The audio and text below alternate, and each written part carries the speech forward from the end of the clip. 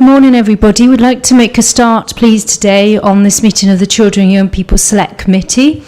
This is the first meeting of the new administration, so we're going to, as first item on the agenda, we're going to actually note the appointment by Council of the Chair of this committee, which is Councillor Martin Gwalkert. Thank you.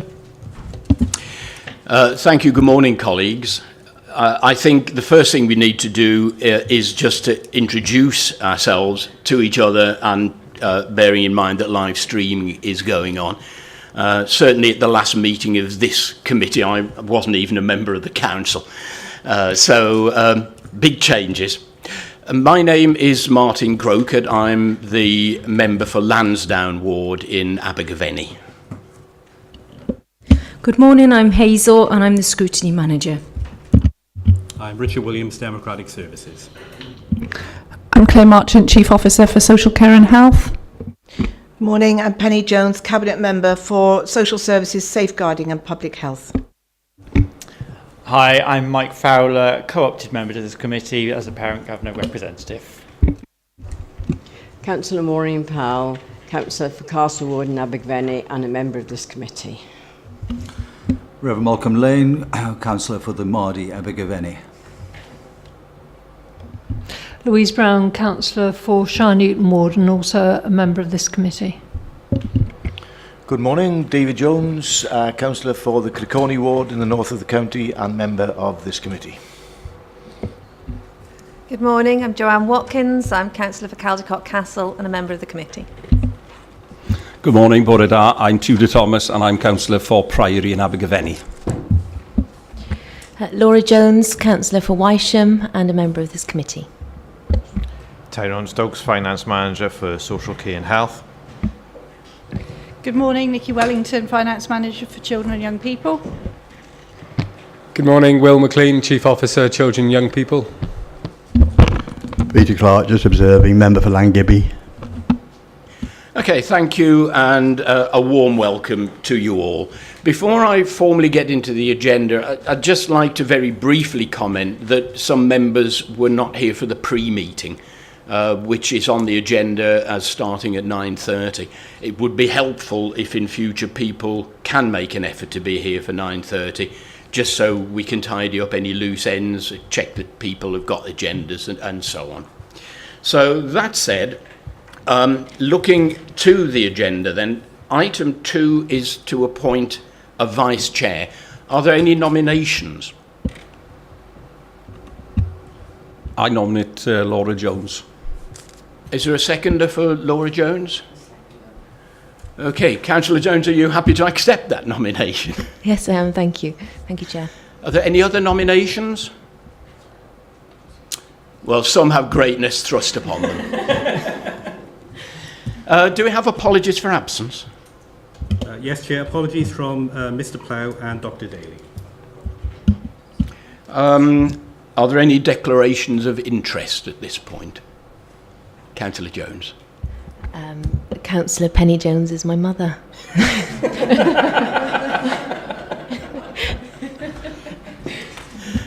I hope she won't be keeping a close eye on you.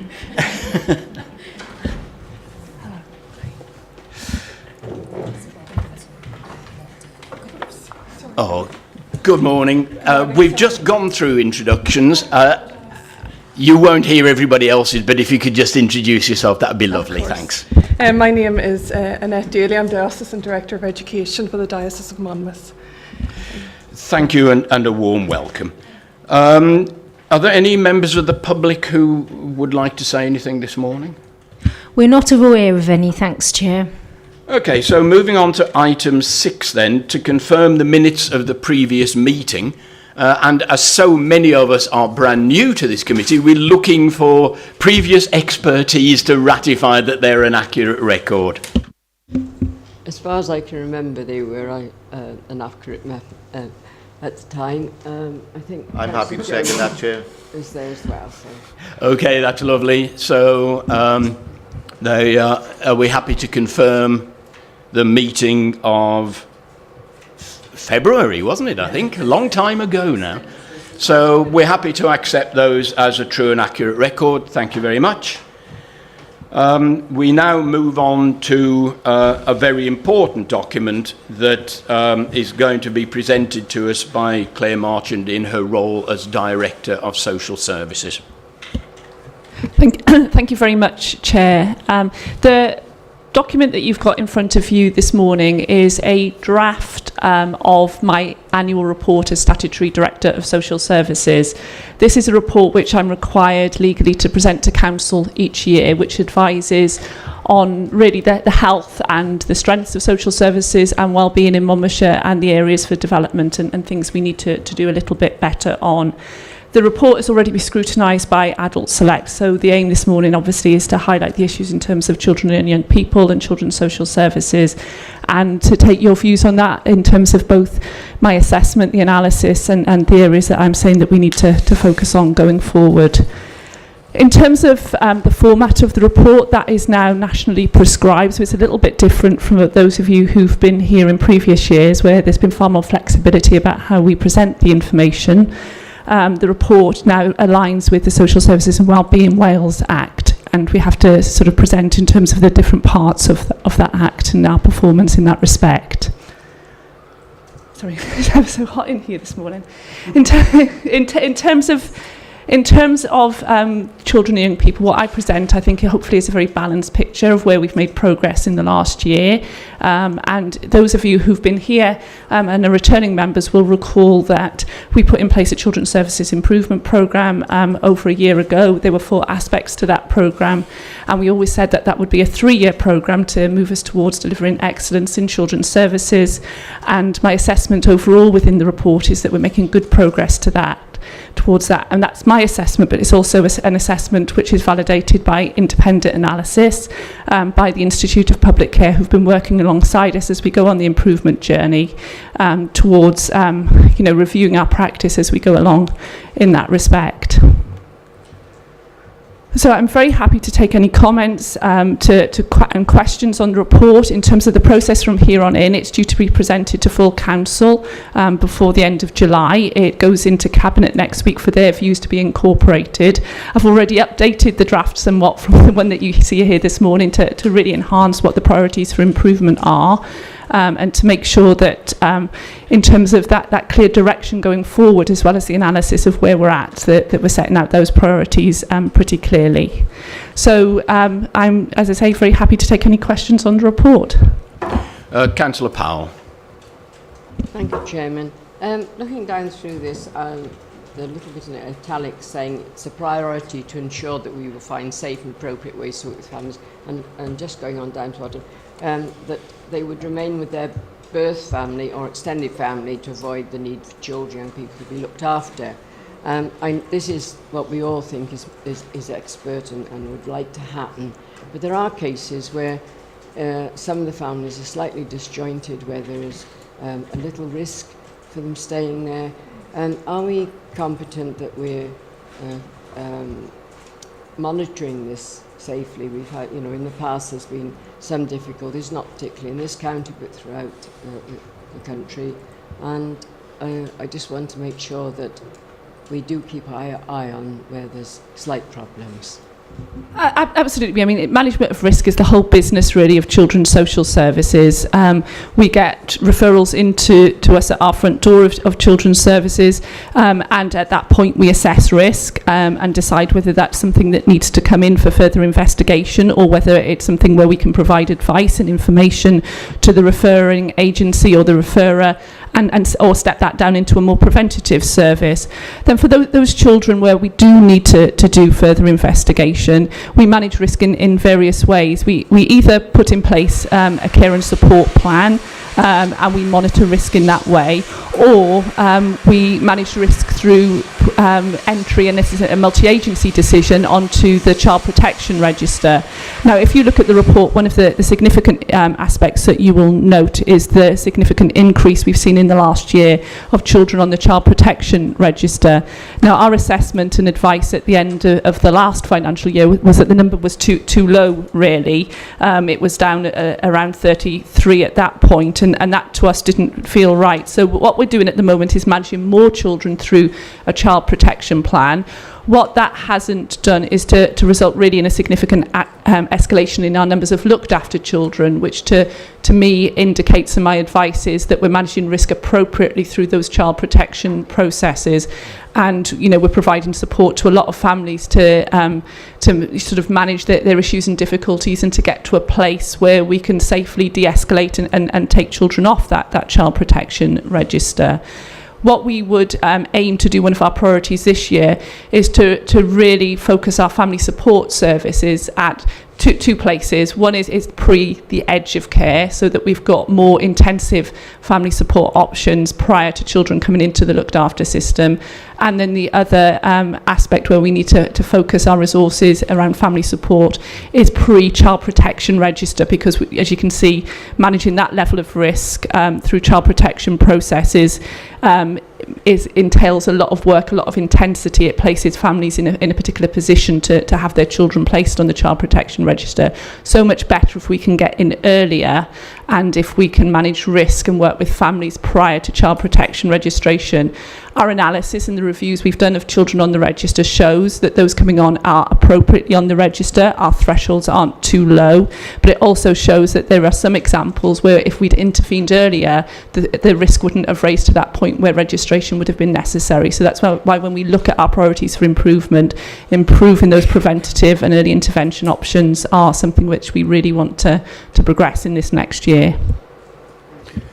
Councillor Jones, your light is on. Does that mean you're trying to make an intervention? No? Okay. Councillor Brown. Yes, thank you, Chairman.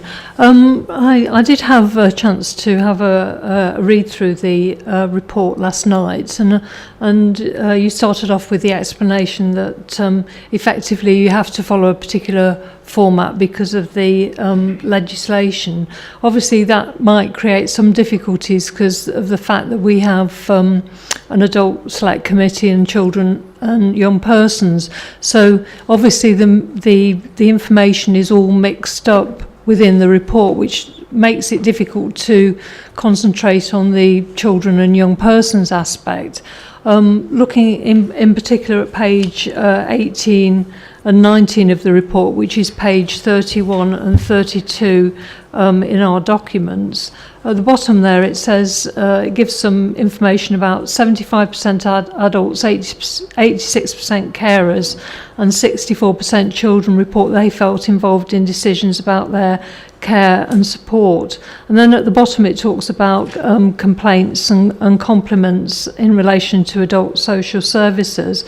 But the next page then says, and I do appreciate this is a draft report, it says we received XX complaints against children's services, XX were resolved at stage 2 and XS were progressed to stage 2. So we don't have any figures in there. So, it's a little bit difficult for us to scrutinise reports when we haven't got the information. I'm sure you probably have it to hand, and I do appreciate it that it's a draft report, but it would be helpful if the information was available. I've got some other comments, Chair, but it might be better to just split them off a bit. Thank you. Yeah, as I said in the introduction, it's very much a draft, and the purpose of bringing it here in draft form is to incorporate any comments that you have as a select committee, so that the final version reflects those comments, or certainly the advice that I give to council makes clear what the issues coming up through Children and Young People Select were, and even if that's not incorporated, it's clear what the select views were. In terms of the complaints, and there's a few gaps in this because it was very much work in progress, getting the draft to a point where we were able to bring it through to select committees. There is always an annual report around complaints, which the complaints officer brings into select, and that gives more detail about those complaints coming through in children's services. Because of the very nature of children's services, we get more complaints than we do for the adult side. On the adult side, generally, people are welcoming social services in because they see it as a way of accessing services. Most families wouldn't want social services intervention in their lives and support in terms of how they look after children. That's a fact, really. So we do get a number of stage 2 very, very detailed investigations. I've included in the report some of the themes that come through in those. Some of them are very practice related, but communication is always an issue right across the board in any complaint that reaches that stage 2 process. I absolutely agree with you on the format, and I shall be feeding that back, and other colleagues of mine will nationally. In previous years, it's been far easier to chunk up and say, well, this is our performance in terms of children's services, this is our performance in terms of adult services, these are the aspects which apply to both children and adults, and I do agree it makes it an easier read, and it makes it easier to scrutinise as well. But the Act that we have now in Wales, which came in from April, talks about people rather than adults or children. So I think it's challenging us as professionals and then challenging everybody else to see this as a people rather than adult and children focused report. Councillor Jones. Thank you, Chair. When it comes to child protection cases and complaints that you have, maybe from one parent or another, how happy are you that you've got the amount of staff that you need to manage those complaints quickly and effectively? Particularly, I'm thinking if they're complaints that actually turn out to be fake, if you know what I mean, and are thrown out. Are you happy with the amount of aftercare for the parent, perhaps, that's been accused of something that they haven't done, for example, and for the children as well that have been put through the process unnecessarily? Yeah, I mean, very, very good point, really. A number of issues there. In terms of complaints, some of our learning as a service and working with our staff has been to support them to resolve things more at the stage 1 of the complaints process. You know, I've seen a number of things come through to stage 2, and that detailed independent external investigation, which costs money, the staff find very stressful, you know, a whole workload that goes with it, which you think, oh, if you'd only nipped it in the bud there, we'd never have reached that stage 2 process. And it's about building confidence to have those difficult conversations with families who aren't best pleased. That's why they're raising the issue. I think what we see coming through, and hopefully we're pretty effective at, if an allegation is made that requires investigation, we obviously do that in a multi-agency way with colleagues in the police, and we are pretty effective at closing that down pretty quickly. And I have had feedback from families saying this was terribly stressful, but you know, at least it was dealt with relatively quickly. Where I think we have less support for families is where rightly we go through a child protection process and children no longer live with that family. There is a huge grieving process that family then has to go through, and there is very sparse services there, and that often will manifest itself in complaints against us around the process. And I think we need to do more there, because you know it's the right decision for the child, but the family still need to live the rest of their lives and find some sort of closure and resolution, and there's very little availability there.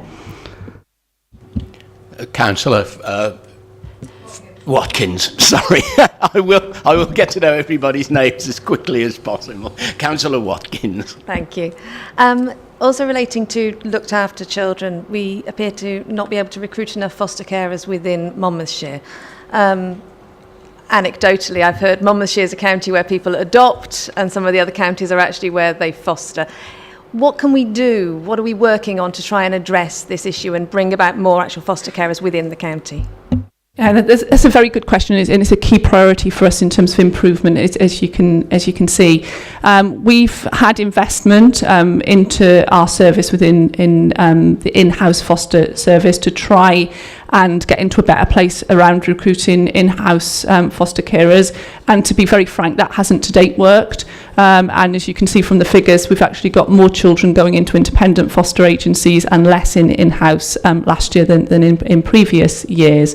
We are at the moment working far more closely with our marketing colleagues and got major campaigns going on around that initial recruitment. And there are a number of foster carers who are coming through and will know the proof in the pudding if they do actually come onto our books. One of the features of Monmouthshire is that we do have foster carers, but for reasons which we are not as clear about as we need to be, they're choosing to foster for the agencies rather than foster for ourselves.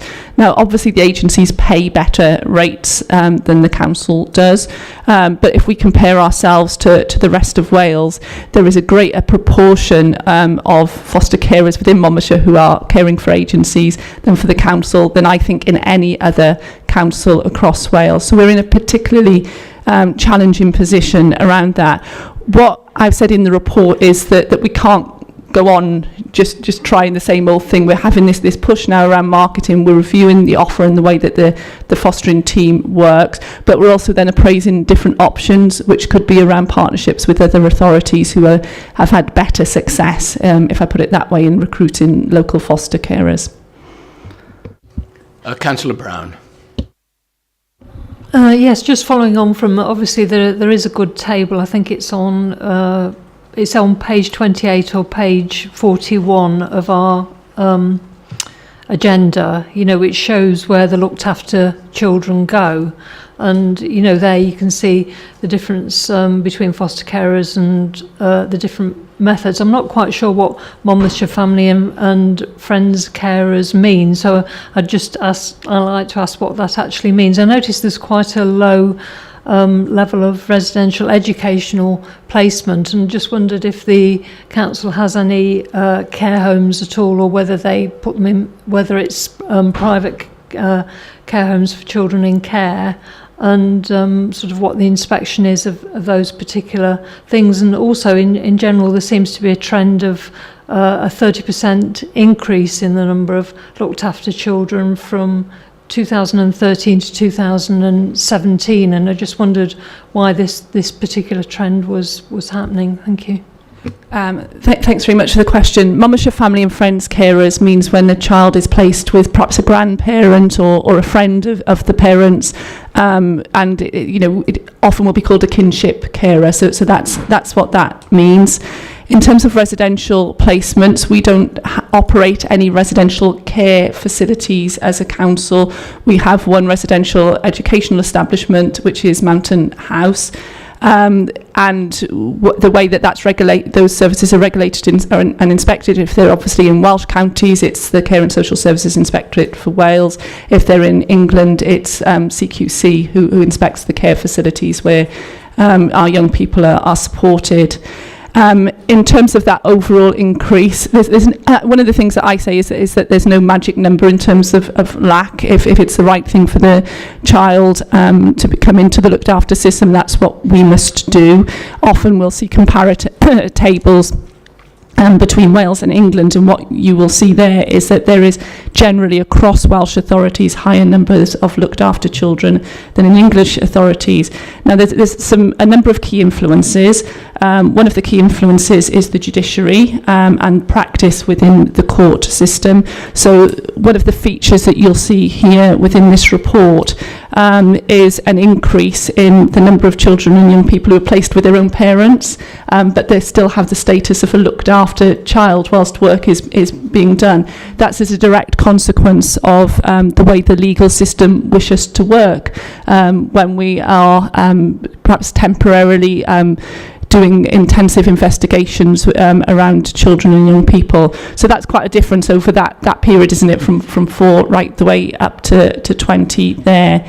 Now, there's a very significant piece of work which Welsh Government has commissioned and we're part of, which is looking at outcomes for looked after children, those looked after children who came into the system in 2013-14.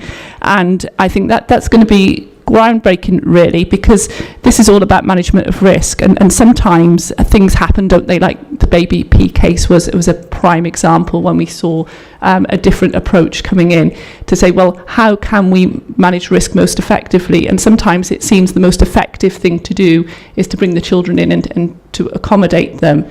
Turning our heads around to say, well, what's the risk actually to children and young people and the outcomes if they come into the looked after system? What do they achieve in terms of educational outcomes, well-being outcomes, the attachment issues, and the impact on them for the rest of their lives? What does that look like compared to if we put intensive support in to keep them within that family situation? So it really is a balance, and it's that sort of practice which constantly we're looking at from a children's services perspective. But the judiciary is a key influence in the increase as well. I wonder if I could just jump in for a moment, because I'd like to ask a question while we have the director with us who's in charge of education, because it's a joint question, and I know that you have to leave fairly shortly, don't you, Will? So I'd like to ask a question about outcomes at Key Stage 4 for looked after children. The report suggests 29% are reaching expected standards. And frankly, that's dreadful. And you've highlighted it as a priority. I wonder if you could just give the committee some ideas as to how you're going to try to improve that figure.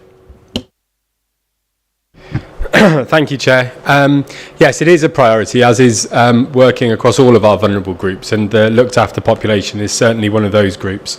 It is a relatively small cohort for us, which is a challenge sometimes, but all that being said, it is really important that we get to know those children, we identify them early. There's good work between the school and whoever the care is being provided by to make sure they're supported as well out of school as they are in school. And that way we hopefully will kind of begin to meet some of those gaps that those children have experienced. We're continually working to make sure that our provision is appropriate for those children, so potentially they might have missed part of their curriculum development and so on, so we're making sure that the right courses are available to them, making sure they can go to the right types of setting to get there to access their learning. So there's a huge amount of work in place around that, and it's one of the things which we'll be talking, the success of our vulnerable groups is one of the things which we'll be talking to Eston about later next week. Councillor David Jones, Councillor Laura Jones, and then Councillor Brown. Thank you, Chair. Referring to page 25-26, how well have we done? Bullet point 6, 51% of adults, 36% children and people reporting that they can do what matters to them. Can you explain that a little bit to me, please? Children and people, and possibly 2/3 of those children and people not being able to do what matters to them. Okay, this is one of the things with the new National Outcomes Framework, which is our new set of performance measures, really, which Welsh Government has brought in with the Social Services and Wellbeing Act, that we are required to do is to undertake surveys every year of adults with care and support needs, of carers and of children and young people who come into contact with us. The way the questions are framed has been nationally prescribed, so the questions don't perhaps always flow the way that we would like to ask questions of people in terms of their experience of us, and it can be a little clumsy, really. But basically, what we're asking people is, you want to live your life in this way. Are you able to, as a consequence of the care and support and the interventions of social services? So for people, we mean the adults. We ask the question of the adults with care and support, children are children who come into contact with us, and carers are carers. I think one of the very interesting features in the response is the differential between carers and people with care and support needs. We were talking about this yesterday with the head of children's services and some of the colleagues in children's services around the response from children. We said we'd almost be surprised with children if they responded more positively than that, whether they were children known to us or not known to us, given the challenge there is with all children about what they'd like to do and perhaps what is sensible for them to do in terms of their lives. So I wasn't particularly challenged by that response there. I think we do need to look in more detail about that differential between carers and those with care and support needs, and how we can continue to support carers. So the people part of it actually refers to the carers, is it? People refers to adults known to social services. Carers refers to carers. Right. Okay. Apologies for the confusion. Okay. Thank you, Chair. Just following on from what Will said about getting to the root of the problem. Can you hear me? It's getting to the root of the problem early in schools. I've been talking to a number of heads in schools in our county, and there seems to be a lack of support for children's emotional and mental health in their opinion. Referrals, they say, can be made face-to-face, but are not being followed up for months, and GPs say that they should be seen by an educational psychologist, but they're focusing on learning, not mental health. Other authorities, I'm aware, are providing school-based counsellors sort of go into schools regularly. I mean, obviously that comes with a cost that schools in our county could do, but the funds aren't available, I'm aware. But so, what's your opinion on that? Both. Thank you, Councillor. We have a service called Face-to-Face Counselling, which is run by our youth service, which provides a huge amount of support to children and young people across all of our schools in both primary and secondary settings. And in fact, it's one of the things that Claire and I have been discussing, because there's a bit of a risk at the moment that it's actually absorbing too much capacity when those things should actually be escalated through to primary mental health care or through to specialist CAM services rather than staying with the counselling service. And it's testament to the work that they do to support that. That work is supported by Welsh Government grant and by core funding from the authority. So we do have those services and they're available to children. Sorry, so Will, are you saying that there are services available, but I'm hearing from schools that there is a problem in the delay of the problems being solved. So, are we going to look into having counsellors going into schools or not? We have counsellors who go into school. We have people who work with the children in school. We are looking at other routes to speed that up. So we've got a model which we're just about to implement, working with primary mental health, which will see a quicker referral process. Right. Probably looking at a panel on a weekly or fortnightly basis, which will then allow children to access those services. But the counselling service does go into schools and does provide that support to children. For mental health? Yeah. Okay. Councillor Jones, I wonder if you've got specifics, perhaps you could raise those with Will at another time. Thank you, Chair. Yeah. Thanks. Okay, Councillor Brown and then Councillor Powell. Yeah, there was three particular questions I wanted to raise. Firstly, on page 39, which is page 26 of this report, I appreciate this is to do with adults, but unfortunately we didn't see the report before the committee. It says 22 people have experienced a delay in the transfer of their care from a hospital setting, because obviously that's bed blocking in a sense. And thankfully it says there's an improvement on the numbers, but it also doesn't give a figure on what the improvement is. And the same thing it seems to apply in relation to other areas of the report. Councillor Brown, sorry, this area is outside the remit of this committee. I wonder if perhaps you could raise it with the director after the meeting. Yeah, fair enough. Well, coming back to this committee and going back to the table which is on page 41, which is 28 of this agenda. Obviously there is a problem with regard to foster carers, and you mentioned that there was independent fostering is increasing, and that's possibly due to the pay differentials that foster carers get. And I wondered whether, looking at a cost-effective basis that other councils have done, that I know in England have looked at allowing foster carers a council tax exemption, to actually provide an extra incentive to come within the council scheme. And I just wondered if that was something that had been considered here at all or not. It's not something that's been considered here as yet, but we are very happy to look at any practice from any authorities across the UK where they've managed to have success in increasing that in-house foster provision. I'm not saying what's possible or not, but certainly happy to look at any examples of good practice. Councillor Powell and then Councillor Thomas.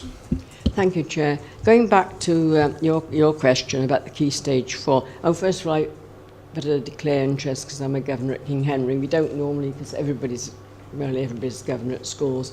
And I think that you find that most of the schools, I can't speak for other schools, have a designated member of staff who does look after the those that are having problems mentally and not so much mentally, but feeling that they need reassuring and things. And I'm sure that goes throughout all the schools. The other thing is I bring it up time and time again, and as the most that have been on this committee know, I get so cross about these percentages, because you can say 25% of children don't attain anything, if there's only 4 children, that's only the one. And I say all the time, I wish we could have numbers rather than percentages, because it sounds so bad. When you say it like that, you imagine sort of hundreds of children. And I don't know what we can do about that, but I think we have to remember. Thank you for that, Councillor Powell. Councillor Thomas.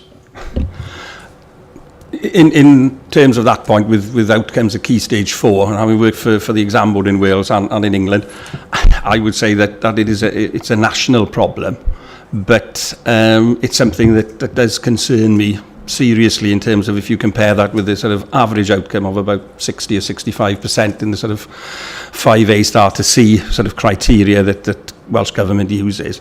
That does concern me. The other thing I would say is I'm very concerned about the sort of intervention almost from birth until they go to school. I've lived in Abergavenny a long time, taught there a long time ago. My wife then subsequently taught in a primary school, and it just seems to me there is obviously this sort of cycle of deprivation, and children that I taught became parents, and really they hadn't had the support themselves to become good parents.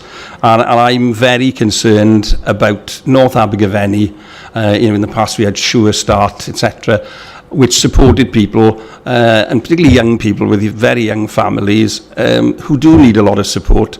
And I'm very interested in that aspect, because I think spending money at that point will probably, if you were sort of capitalistic about it, will probably save money in the long term. But in reality, no one wants children to go into care or into foster care, because it is highly disruptive on the child, it's highly disruptive on the family and other siblings, but particularly for that child, and not just in terms of educational outcome, but in terms of how they develop as young people. And I do feel at times that people who are desperate for a bit of support, if they had that, it could probably prevent a lot of issues in the long term. And I know that's a difficult issue. I'm not pretending it's a simple fix, but I honestly feel we should highlight that and sort of look at it in some detail. I absolutely agree with everything that you've said. I think children's services have been at that fix it when it's gone wrong phase. I think if there's one thing we take from the whole report about where we need to get to with children's services, and indeed as a council and set of partners, it's getting in earlier, intervening sooner, having those preventative approaches which enable our vision for children to stay safely within their family unit.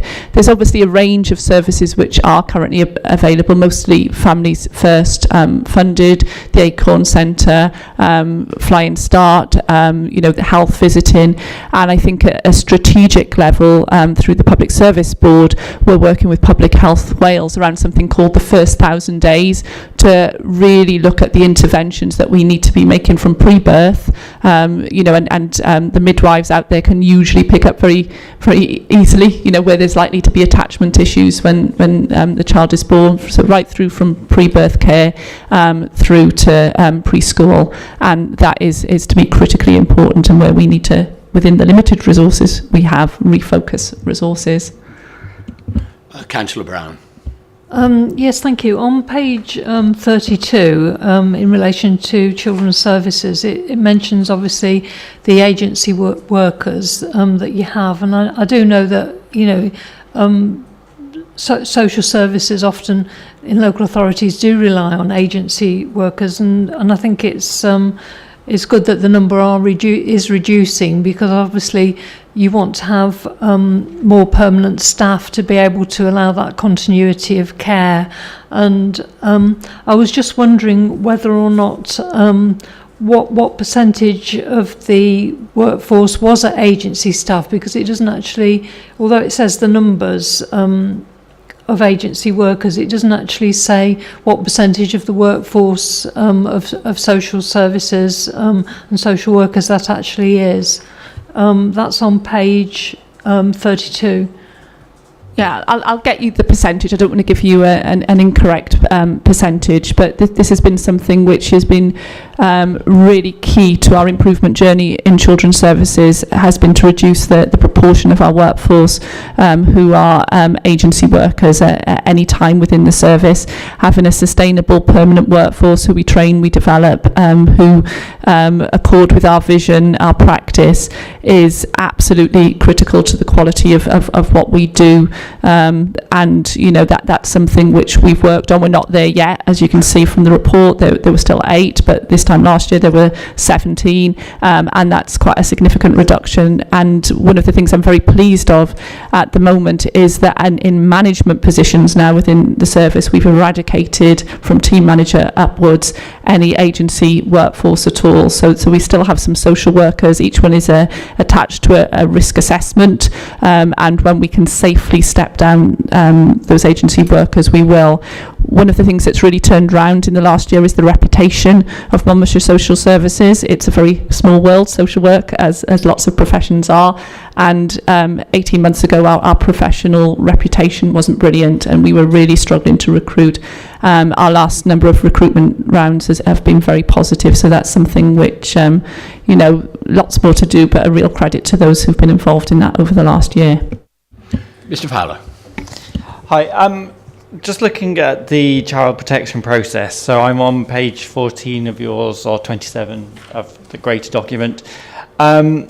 You've got the comments. Analysis shows we are not always intervening early enough to prevent risk from escalating, and there is evidence partners do not always have confidence that the right support is available outside of the child protection registration. I mean, that seems quite a gaping hole. I'm just wondering what we're doing to put that right. We have just in the last probably 6 months moved the team around the family across from partnerships into children's services, and we're reviewing and remodelling that approach, because one thing we see very little of is step down, and there's almost a misnomer. We've got a session with partners on Friday, and our child protection coordinator has just done quite an in-depth analysis, which is where that evidence and analysis is from, that I refer to in the report, of why children are on the child protection register. And for whatever reason, and we'll explore it more with partners, there seems to be a perception that to access the services that family need, that they need that registration process, and that's just simply not the case. When children are being managed through care and support, or even pre-statutory intervention, very often they're accessing exactly the same services, because that's what's out there. What added value the child protection plan gives, whether that's a positive or a negative, to have in place in terms of getting a family to change and engage with us, differs from family to family. So we really need to do some further work with our partners around that perception, and then we also need to do further work around that full sort of spectrum of family support services. So somewhere in the document, I can't remember which page, is the windscreen of the different elements of family support. We did quite a comprehensive family support review in the last year, and what that found was there's quite a lot of resource, but there's some key gaps, and the key gaps are at pre-statutory intervention, which is that early intervention prevention, and then edge of care, so prior to coming into the looked after system. So what we're doing as a first phase of implementing that family support review is to align everything we've got far more coherently into the different sort of segments of that windscreen. And then what we will do at the end of this year, once we understand far better the demand for each aspect, is probably to recommission the whole into a far more coherent set of services. Before we wrap this up, I've just got one very quick factual question, if I may, Claire. The report talks of performance measures show that not enough children's assessments are completed quickly enough. How big a problem is that? It's far less of a problem today, I'm pleased to say, than it was at the end of last year. So the performance indicator was at 75% at the end of the last financial year. That it started off the year quite well, and then we saw a real dip in the third quarter, and that was pure and simple. It's down to human factors, that there was an exiting team manager who took his eye off the ball, and it shows how quickly things can get out of control. There's now a permanent team manager at the front door of Children's Services who has a dashboard in place where he can see on a daily basis exactly where assessments are, and I'm very pleased to say, we were looking at yesterday that they're well over the 90% now. So it just shows that very quickly you can start to lose things unless you've got the right personnel in place at all times. Thanks for that. Are there any final questions before I wrap up this element of the agenda then?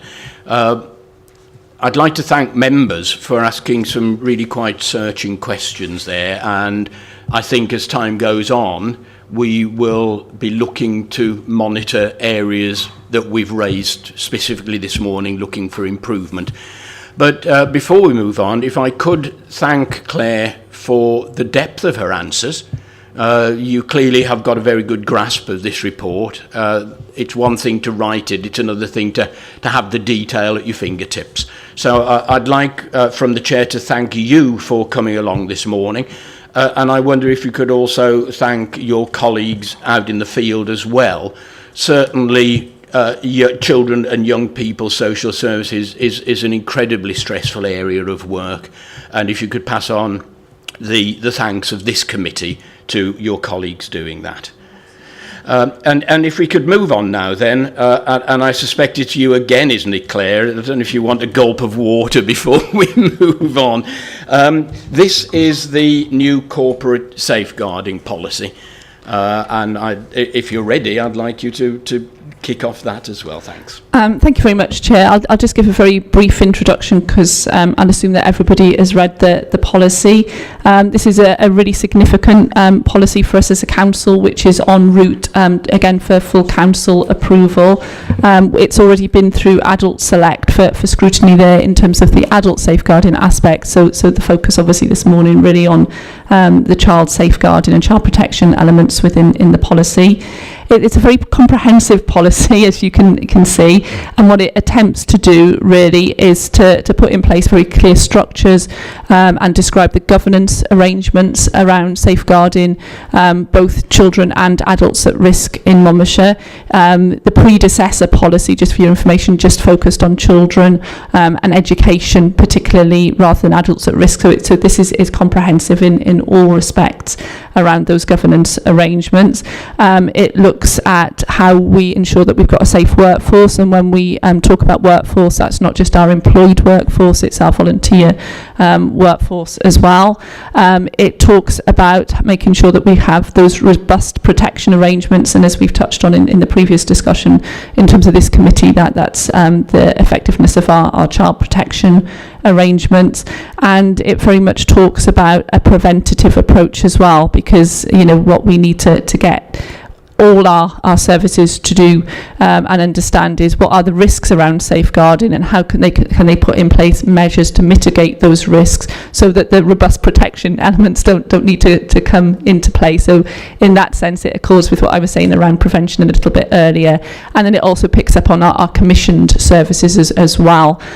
So it sets out roles and responsibilities right across the council, including for members and for sort of executive members and for officers as well, and just reinforcing that point that safeguarding is everybody's responsibility. Accountability is vested particularly in some of us, but we can only sort of discharge that accountability if everybody understands their responsibilities and is doing what they need to do.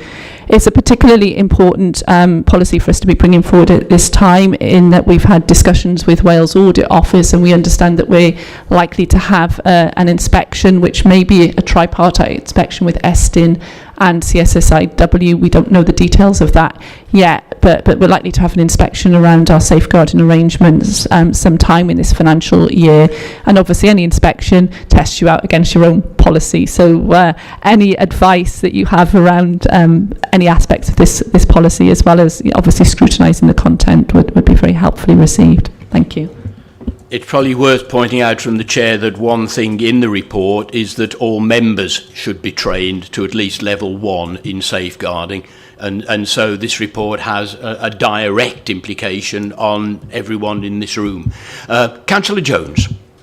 Thank you. Firstly, I'd like to say that I welcome the report. I think it's a hugely important area and it should be fundamental to everything that we're doing in Council and through the Council.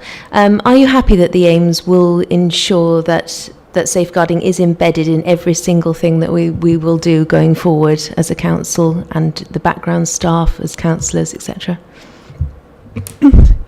I think we're constantly testing ourselves really about the level of embeddedness, if embeddedness is a word, and I think the mechanisms with which that are attached to the policy will help us to do that. So one of the things which the policy talks about is the self-evaluative process, which now all service areas will be required to do, not just those in children and young people services and education setting, and that's again a significant change. In undertaking those self-evaluations, it enables individual services and their DMTs to really evaluate where they are and to put in place action plans then to address the areas where they need to do a bit more. And I would expect, and we've asked for all of those initial safes to be completed by the 31st of July, I would expect there to be loads of gaps really, but the important thing is that people recognise those gaps, that through our safeguarding and quality assurance unit we're sort of working with service areas to make sure they've got the right information sitting behind their self-assessments, and that they understand how to fill those gaps. The designated leads in each part of the service and each part of the council are absolutely critical. But then the designated leads working with their colleagues in service areas is really important. We can see, if I just give you a snapshot, some parts of the council have absolutely got this nailed. Tourism, leisure and culture, in every aspect of this policy are there. It's a varied picture at the moment in terms of other areas, but what for the first time we'll have through that safe evaluation process across is a picture of exactly where we are right across the council. Mr. Fowler. Hi. It's great. I just wonder what the scope or numbers are involved in this, in terms of identifying those numbers across the organisation and to deliver what is presumably going to be a massive quantity of level 1 safeguarding, and are we equipped and able to provide that training to the members to get that process through? Yeah, in terms of training to members, that's probably the most straightforward aspect. There's a session for members on the 10th of July. We'll be keeping a register and making sure that we follow up with those members who don't attend or can't attend on the 10th, because as with all of our workforce, we need to make sure everybody's got the right levels of training in place. Referring to those evaluations and the development of a revised training strategy and plan, what I strongly suspect and know will come through those evaluations will be gaps in people's training records. For example, just give a very simple one, because we're being clear now that because safeguarding adults at risk is on the same statutory basis as safeguarding children, there'll be people who are very skilled in safeguarding children and child protection who've never thought or never been trained up in those statutory aspects they now have around adult protection. And what we're working to the same timescales as the completion of those initial safes is a training plan about where people can access the right training in their, preferably in their work settings, because that's the most convenient place for them, but also it makes sense a lot of the time to train people within the setting with which they work and with the colleagues who they work with. There's also training provided by the regional safeguarding boards, and our training department also provides some training, and what we're doing is mapping then into those different levels what training offers there are, and then each directorate and each service needs to maintain their own training register and make sure that they have a timescale for filling the gaps of their workforce. So it is quite a big undertaking, but the important part is that we understand where we are and that we've got a plan and everybody understands where they can access the relevant training for them and their colleagues. Councillor Watkins, I've got it right this time. Just to clarify, the training's on the 13th, not the 10th. Can I'm just double checking because I live by my diary. Have we got clarity there, Claire?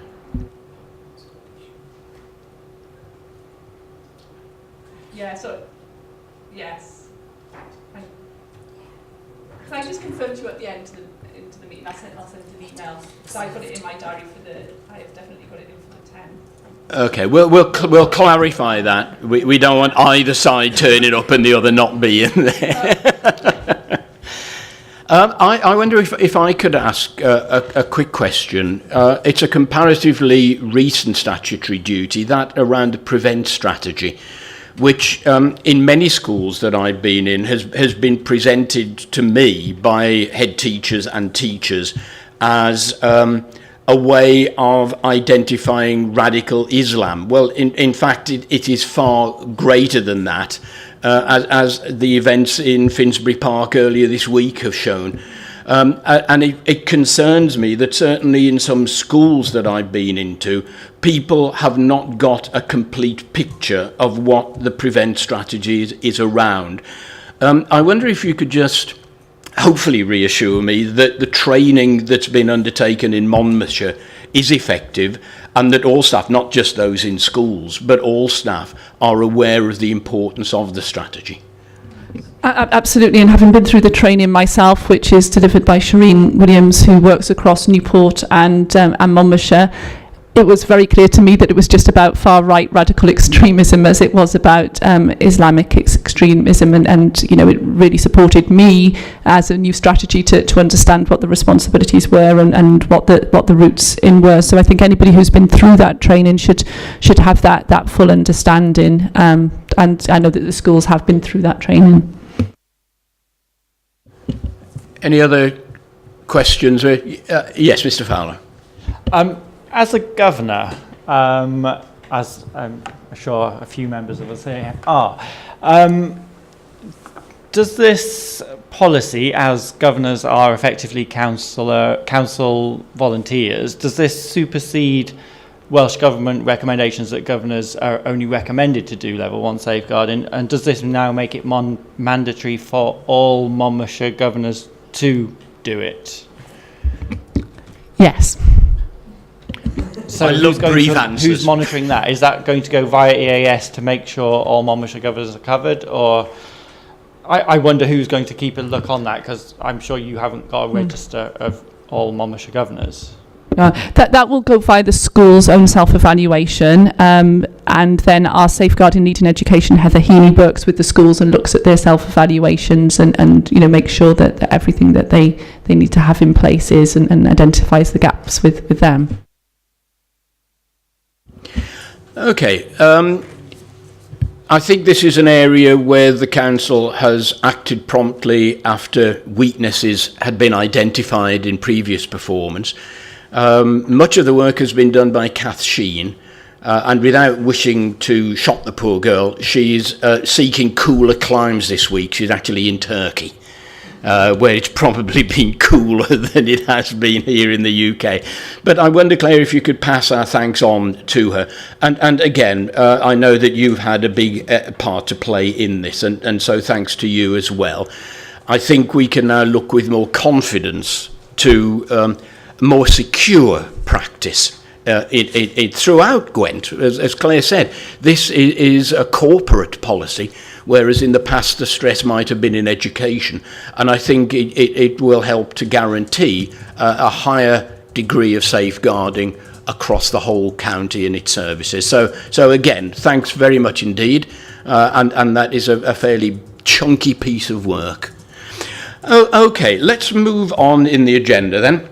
And the next item, which is item 9, is an update on safeguarding arrangements as they apply to the Curbcraft scheme. Thank you, Chairman. This is a report, as the Chairman just said, as an update on the safeguarding arrangements for Curbcraft. And in March, some of you might recall, the Welsh Audit Office reported to Council on their review of the MCC Curbcraft service, and at that council they debated the findings and approved an action plan which is attached to this report. The report is this report today in front of you is an update on the action plan prior to submitting to Cabinet, which is now the 5th of July, and is in line with in itself with the recommendations of the Welsh Audit Office report. There are various appendices to the attached report which outline new policies and procedures, and they're what officers are proposing to take to Cabinet. I would like to draw your attention in particular to concerns that the Welsh Audit Office review had with regard to the adequacy of the existing arrangements of safeguarding and the use of volunteers and the training associated with that, which historically has involved the employment of volunteers from each school, and has been quite a burden on the officers involved in the scheme. It requires carrying out safeguarding checks and organising some 80 number volunteers historically, and there was a revision to the model, the delivery model, or proposed delivery to the model, which you'll find within the report, which reduces the training scheme, which currently is a 12-week period, down to 9 weeks, and also is proposing to use MCC employees with less reliance on volunteers, and looking at a use of 6 volunteers to work throughout the county, what we would call core volunteers, and they would be based on an area geographically rather than individual schools.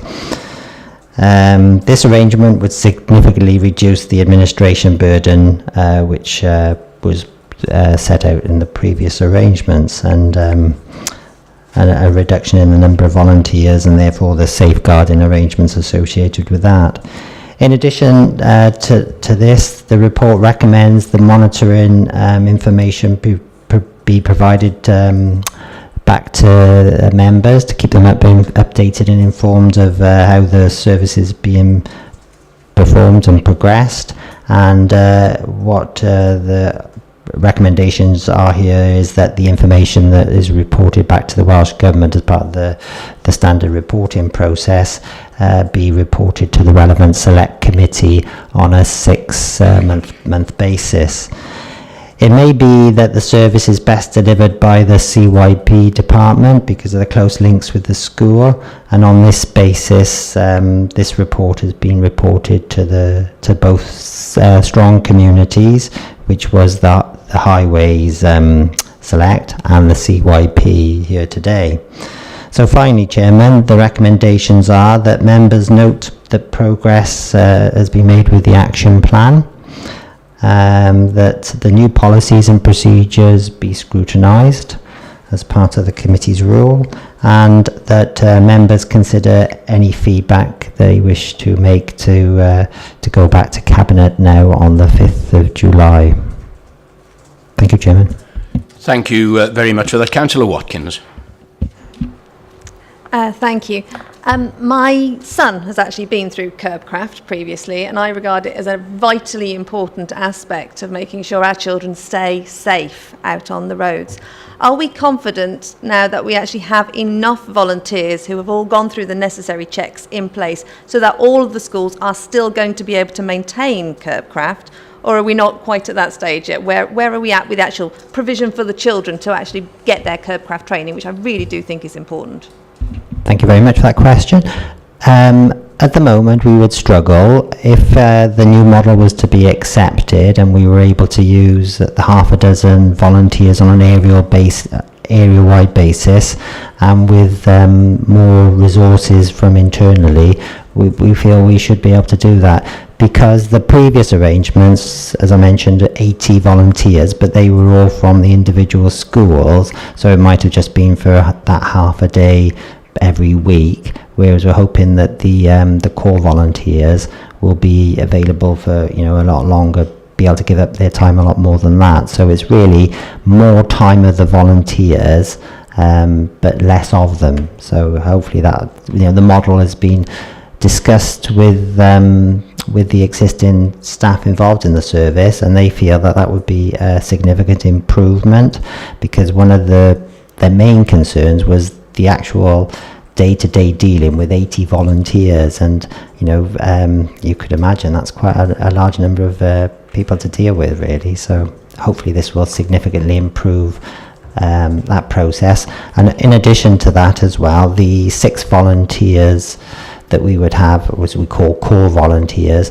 there would be help from the central volunteering team to do all the basic checks, etc. So there'll be more support provided for those arrangements as well.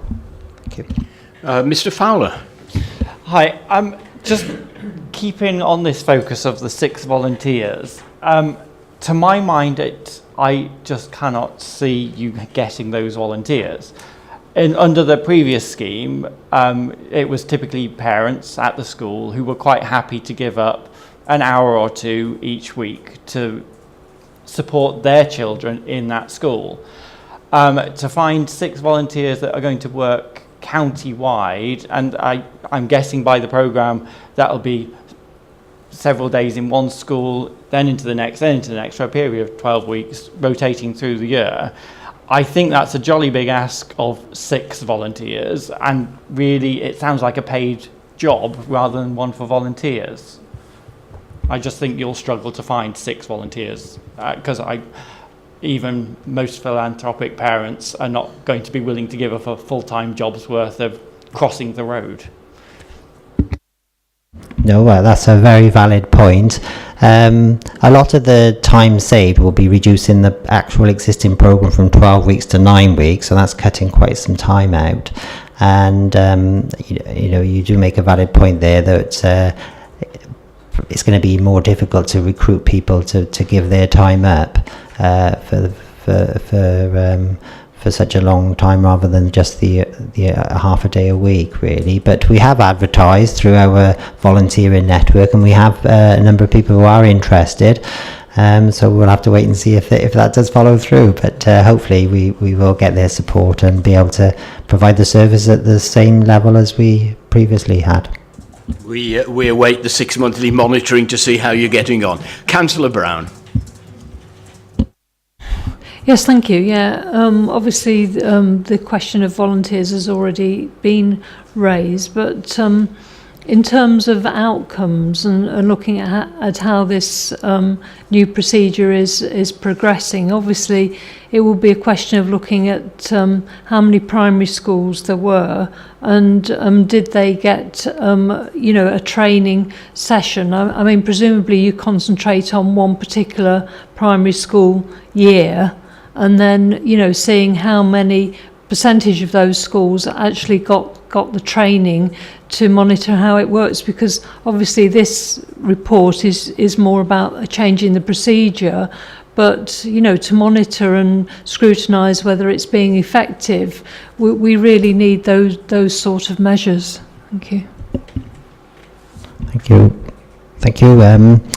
That's quite right, and the monitoring will indicate how that's progressing, but the information that we report back to the Welsh Government at the moment is quite limited, and I think we're hoping to extend the monitoring process to try and get further information, feedback from the children themselves, which does happen, but try to develop that a little bit further, and the schools, and also see if there's other information that we can report back that would be of more meaningful information. And the Welsh Government, I went and met with them earlier on this week about the Copcraft service, and they're updating their procedures, and they're actually looking at the monitoring system as well as a result, in terms to try and make it more meaningful, really, I suppose, to us. To see who's done it, yeah. That's absolutely right, yes. Any other comments or questions from the committee? In which case, could I thank you very much for bringing that report this morning. Certainly it has sought to address the very specific issues that were raised with the local authority by Welsh Audit. We await to see if you're successful in getting the new scheme off the ground, and we look forward to your next visit to report to us. So thank you very much indeed. If we could move on then to revenue and capital monitoring, the outturn statement.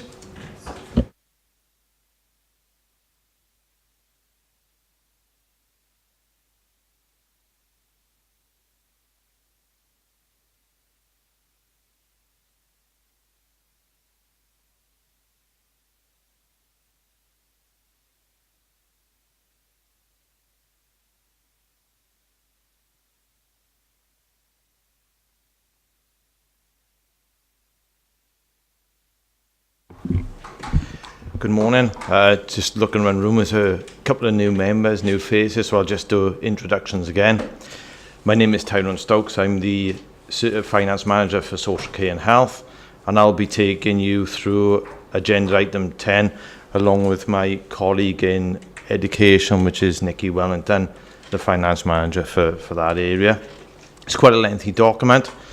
What I'll do, if you don't mind, if I go through and do my element, I'll take you through the overall position statement of the report. Then I'll go into my area, which is Children's Services, which is part of the Social Care and Health Directorate. If I hand over to Nikki, and then we'll take questions at the end. Is that okay? In terms of the report, if I take you through page 153, and is reporting to you the year-end outturn position for the financial year 2016-2017. And if we look at the recommendations in section 2, if I draw your attention to the most salient points of the overall net position being £884,000 underspend, how we propose to use the underspend to replenish reserves, which is detailed in 2.5, the capital outturn position, which was slightly below budget, and the significant reduction in overall school balances. Page 155 illustrates the breakdown that makes up the year-end outturn position, and for my area being Children's Services, which is part of the Social Care and Health Directorate, against a budget of 9.765 million, we had an outturn overspend of £573,000. In terms of the reasons for that overspend, most of those reasons have been alluded to by Claire in an annual report, is the cost of legal fees in court cases and use of agency staffing throughout the year.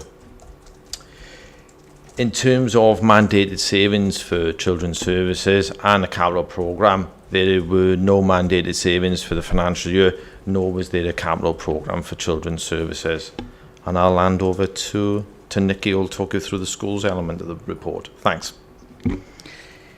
Thank you very much. Turning your attention to page 166, what I'll do is I'll run through the directorate position, then move on to schools and then capital, if that's okay with members. So as the directorate, we were overspent by 46,000, which is an improvement from month 9, where we were predicting an overspend of 170,000. If I just quickly run through the main overspends and explain some of the areas. So the main overspend for us was additional learning needs. This is split into 3 areas. So we had an overspend on the School Action Plus element of that, of additional learning needs. For members, if I can just explain what that is, it's effectively a contingency. So obviously we will delegate funding out to schools on pupils that we know that need additional support with us in our schools at a point in time. However, obviously school populations move, children move into schools where they need additional support, and that budget is primarily used to support those children where they move into the area and need that support. We had a slight underspend on our independence, so some of the children, again, where we cannot support in our own schools, we place them in independent provisions, and again, that's quite a volatile area.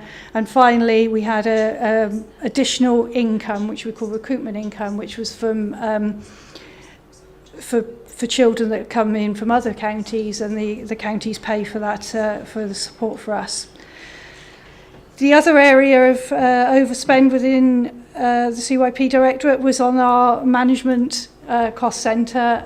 For members that have been here a while will know that we've been through a turbulent time over the last 12 months in terms of management, and had interim measures in place to manage the Directorate, which has resulted in an overspend.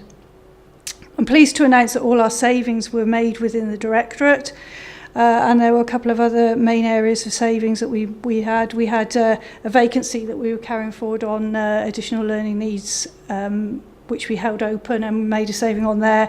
And we have a budget for teachers that have retired prior to 1996, and obviously there was a saving on that. So what we do is pay Torvine pensions for that. And as they get older, obviously we see a reduction in that pension contribution going forward.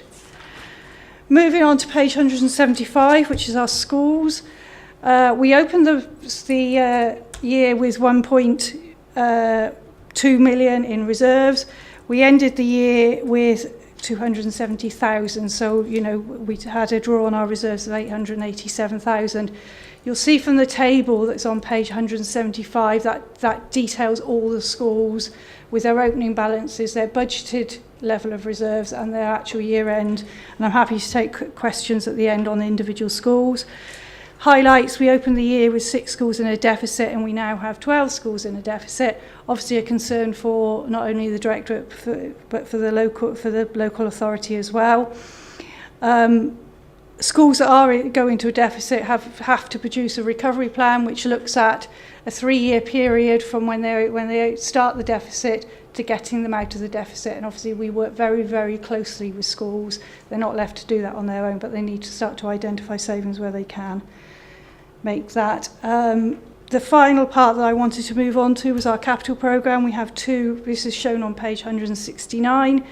We have 2 schools that we are building currently, one in Caldecott and one in Monmouth. They're on schedule. Caldecott is on schedule to open in September 17 and Monmouth is on schedule to open in September 18. Due to delays in the programme, there's been slippage of about 15 million, but again, you'll see details of the funding available for them under the 3.3.1 on page 169. Thank you both very much indeed for that. Certainly in terms of schools in deficit and the increasing numbers, it's headlines in today's Abergavenny Chronicle, and it's clearly an issue for the wider authority in going forward, the draw on reserves that you commented on there, for example. Are there any questions from members of this committee? In that case, sorry, Mr. Fowler. I was waiting for somebody else to take a turn, but I'll jump in. Can I just give a bit of a wow moment? A previous member of this committee, Councillor Farley, sat here for many years with Chepstow in a bad state. And it's kind of nice to see, and it's a shame he's not here, to see it reported that it's made significant ground in reducing its deficit that it's held for some time, and it's down to a much, much smaller level. And so congratulations go out to Chepstow for that. But on another point, looking at the reduction held in school reserves in this financial year has been a significant decrease, and I just wonder for the future, is it projected that schools will keep spending at the rate that they have this financial year, as that wouldn't be sustainable monetary wise? I mean, obviously it's up to school governors, and I hate just batting this back to school governors, but it is for school governors to set the school budgets. There are fixed costs within schools, and we recognise that. You can't have classes of 60 with one teacher, etc. So there are statutory pupil numbers, etc., that they have to have. But where there are areas that schools can make savings, we are working very closely with the schools to ensure that those savings are utilised. It's becoming more difficult. I'm not going to, change that. A few years ago, it was a little bit easier, and there were some schools that maybe had additional staff that perhaps they'd managed to hold on to because they had the surpluses to do that. As you can see now, we haven't got that position. But we are working very closely with them. We have got a number of projects going on within schools looking at how that they can perhaps save money. We're working closely with the WLGA looking at a business manager model, and we're hoping to achieve some funding around that. So in terms of does every school need a school administrator paid at a higher level? I appreciate you need somebody to be able to support parents when they come through the door, but is there some back office services that can perhaps be saved, and that's what we're looking at. And to be fair, the schools are working very closely with us to identify those savings, you know, because of the nature of the climate, and all public services are feeling the pinch. Councillor Jones, then Councillor Thomas. Thank you, Chair. It does seem to me that there are additional responsibilities going into schools and funding is not following, and obviously that adds extra pressure on the teachers and the staff, and it's something I'm concerned about, and I know that people within the schools are concerned about too. Yeah, I need to look into that, because I agree that some additional responsibilities are going into schools, but I think some of it is changes of process rather than additional responsibilities. So if they are doing a process already, we've updated our process and now they're running with a new process. But there are, yeah, I agree, there are some certain, if I can give you an example, school dinner money system, very manual based, is now computer based. Lots of good feedback from schools, absolutely, and parents who love it, because you know it's all done online. But yeah, I need to sort of, you know, to look more into what's being pushed down by the local authority, not just CYP. Councillor Thomas. Just looking at it generally, and I was looking at it last night, I just find it a bit worrying that, you know, there are so many schools, as it were, in the red.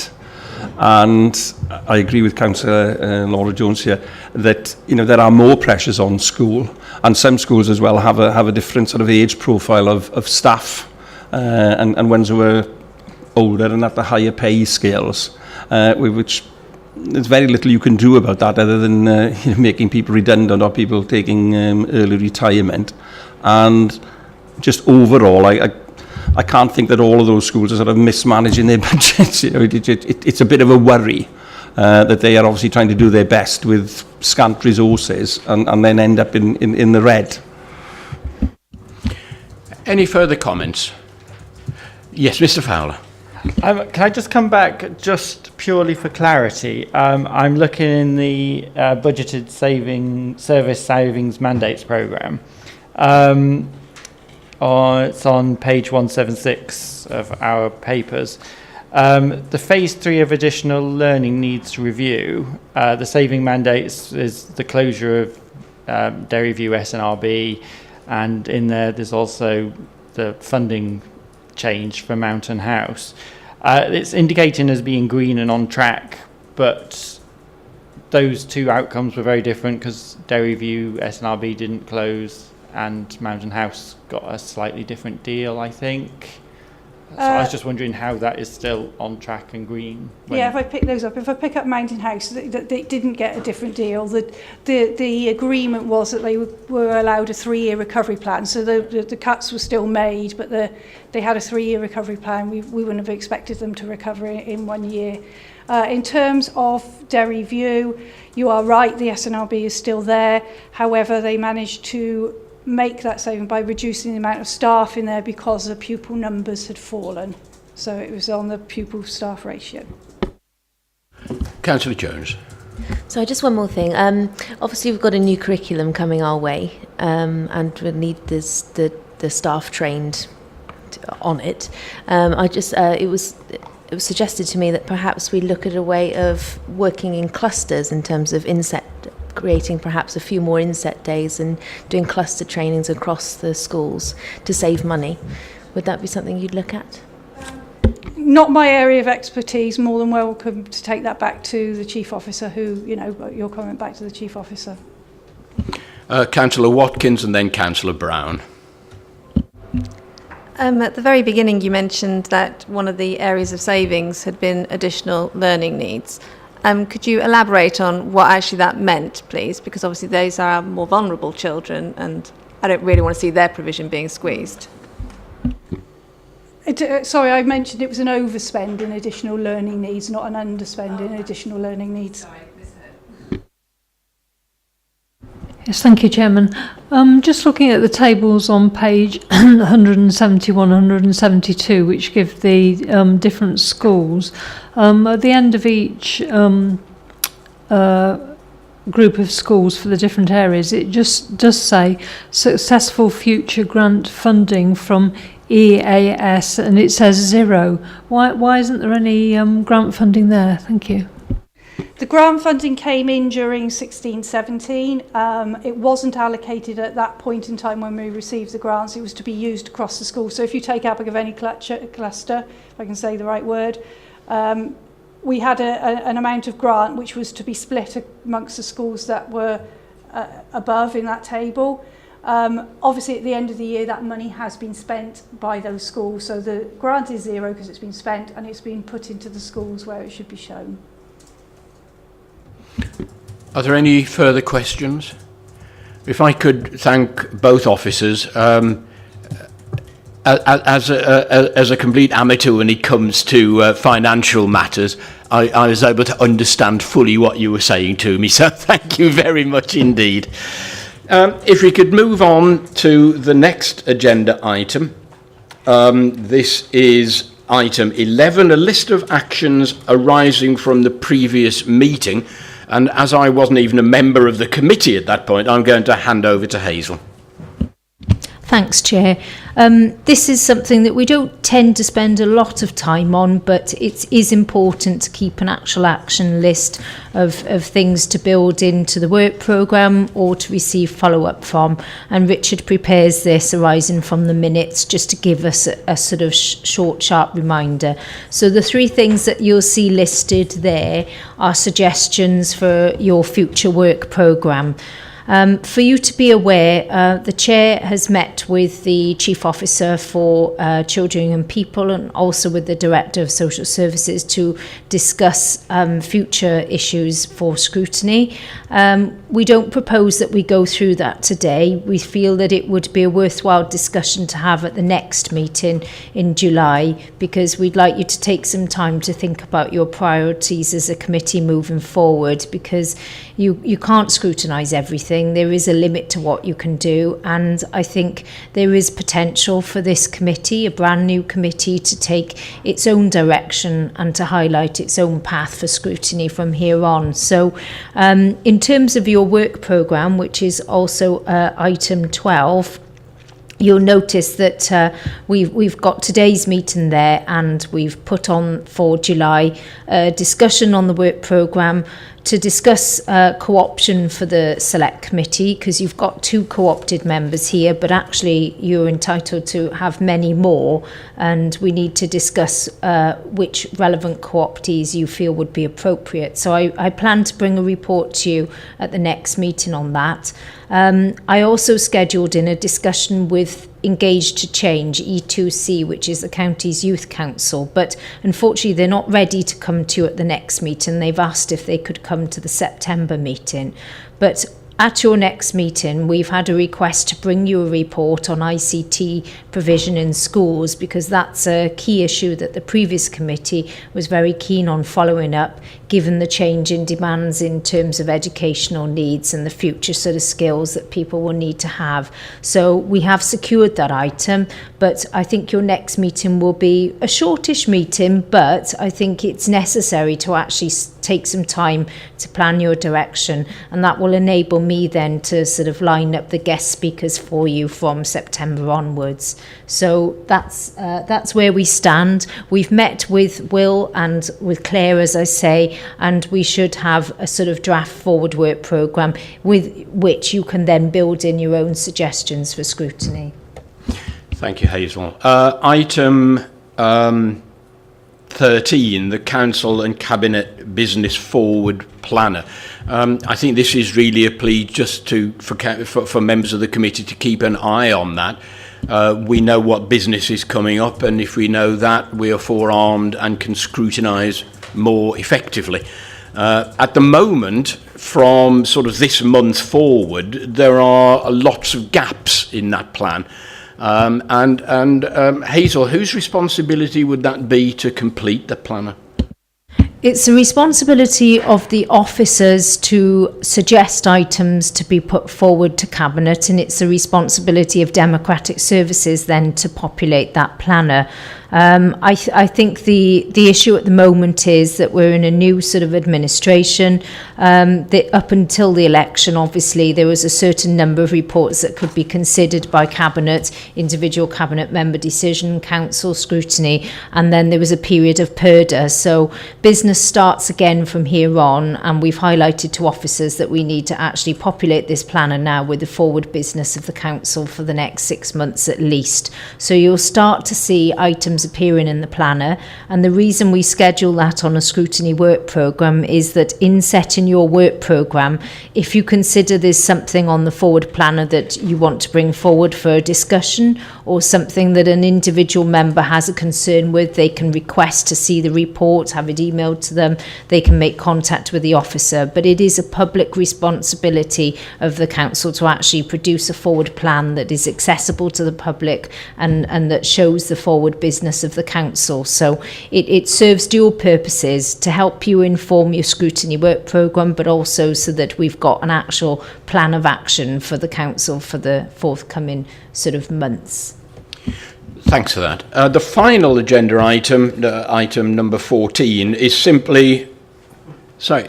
Just while we're on the Cabinet work plan, can I just check, the 7th of June listed that the corporate safeguarding policy went to Cabinet then.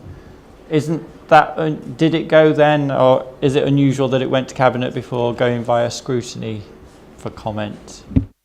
I believe, Mike, I would have to check, but I believe it's been deferred, and that's why it's come to us now. We do sort of plan to actually not show previous items in the planner, because if members are printing agendas, it's just going to take up more paper. It should be a forward plan rather than a retrospective plan. Because of these issues, it can confuse if an item's been deferred. Okay. Sorry to cut across you.